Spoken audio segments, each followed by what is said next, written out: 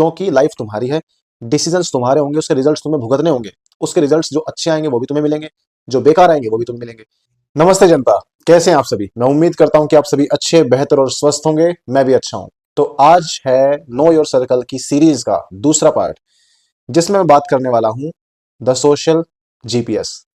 अब जीपीएस तुमने पहले अगर कभी सुना होगा तो तुम्हें उसका काम पता होगा। वैसे मुझे आज ही जीपीएस की फुल फॉर्म पता चली है कि वो होती है ग्लोबल पोजीशनिंग सिस्टम। ठीक है।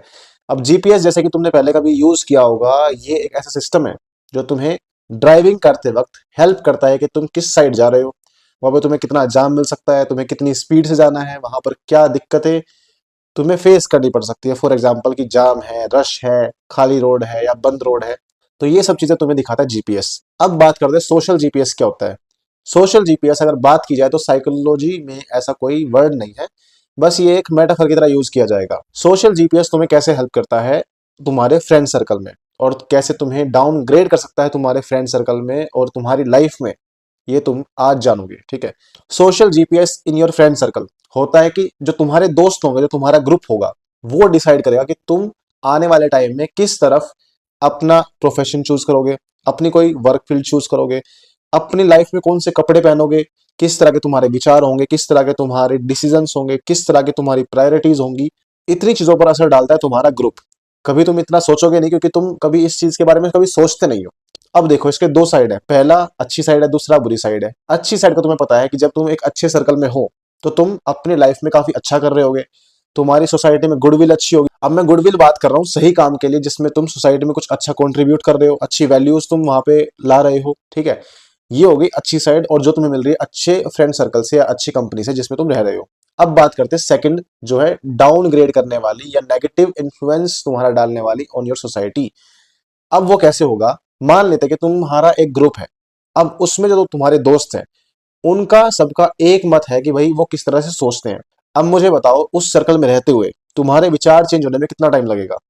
ये एक तरह से तुम्हारा कंडीशनिंग का भी काम करता है। कंडीशनिंग इन द सेंस कि जब तुम डेली डेली सेम विचार सुनते हो, एक तरफ की साइड सुनते हो, तो तुम उस बात को सच मानने लग जाते हो। और इसके पीछे एक साइड हमारा ये भी होता है कि हमें इस सर्कल का पार्ट रहना है, और इस सर्कल का पार्ट रहने के लिए मुझे इस विचार को फॉलो भी करना पड़ेगा। कई बार ऐसा होता है कि तुम, अगर तुम्हारी अलग कुछ थॉट भी है जो ग्रुप से मेल नहीं खा रहा है, तुम उस विचार को ग्रुप में शेयर नहीं कर सकते हो, just because of you do want to be a part of this group. ठीक है। अब ये सोचो कि तुम अगर ऐसे ग्रुप का हिस्सा हो जिसमें तुम अपनी जो इंडिविजुअलिटी है वो तुम शेयर नहीं कर पा रहे हो, अपने आप को एक्सप्रेस नहीं कर पा रहे हो, तो ऐसे ग्रुप में रहने का क्या फायदा है? जस्ट बिकॉज ऑफ तुम्हें उस ग्रुप में रहने को मिल रहा है, तो तुम अपनी जो असली पर्सनैलिटी है तुम उसको मार दे रहे हो। ठीक है। तो ये कहां तक तुम अपने साथ ठीक कर रहे हो?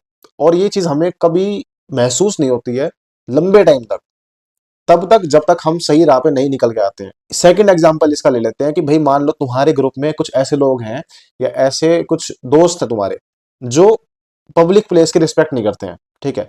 खुले में ही बदतमीजी करेंगे। ठीक है। खुले में वो काम करेंगे जो एक्सेप्टेड नहीं है। खुले में वो काम करेंगे जो तुम्हें और तुम्हारी गुडविल को नीचे लाने का काम करते हैं, जो एक तरह से इंसान कोई जो होश में होगा वो काम तो नहीं करेगा।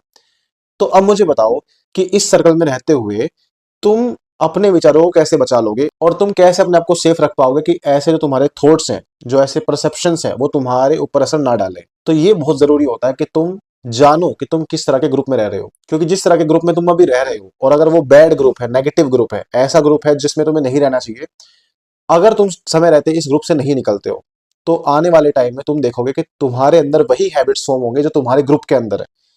अब अगर वो ढंग की हैबिट्स है तो ढंग की आ जाएंगी, पर हमें जब पता है कि वो नेगेटिव ग्रुप है और तुम उस ग्रुप में पता नहीं किस कारणों से रह रहे हो, तो मुझे बताओ कि तुम उन थॉट से कैसे अपने आप को बचा पाओगे?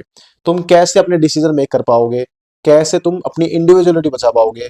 कैसे तुम अपने थॉट्स को बचा पाओगे? मुझे बताओ।